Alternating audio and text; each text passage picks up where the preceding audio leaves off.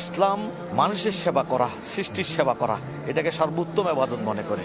এই নীতির উপর আমরা অটল আছি। গাউসিয়া কমিটির কাজের এত বড় শক্তির পিছনে নেপথ্যে মূলত লিল্লাহিয়ত, খুলুসিয়ত, আন্তরিকতা, নিষ্ঠার সাথে গাউসিয়া কমিটি কাজ করে যাচ্ছে।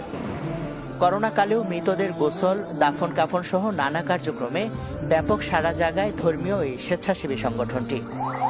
সংগঠনের নাম গাউসিয়া দিয়েছেন। গাউস মানে সাহায্যকারী, গাউস শব্দের অর্থ সাহায্যকারী।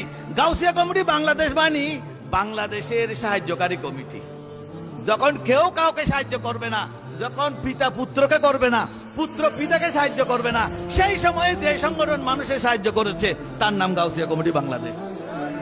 করোনার সময় আমরা দেখেছি বিএমডিবুতে যখন ট্রেনিং ওয়ালা দমকল বাহিনীর 11টা লাশ পড়ে গেল, কেউ আর ওদিকে যেতেই চাচ্ছে না, তখন সাহস করে যারা নারায়ে তাকবীর, নারায়ে রিসালাত, নারায়ে গাউসিয়া দিয়ে যারা আগুনের ভিতরে ঢুকে লাশ কাঁধে নিয়ে বের হয়েছে, তারা গাউসিয়া কমিটি বাংলাদেশ। গাউসিয়া কমিটি দেখতে পাচ্ছি যত দিন যাচ্ছে তত ইউনিক কার্যক্রম মানুষকে দেখাচ্ছে। কোভিড-19 সময় সেবা করে গোটা বিশ্বে দেখিয়েছে মানব সেবা কাকে বলে।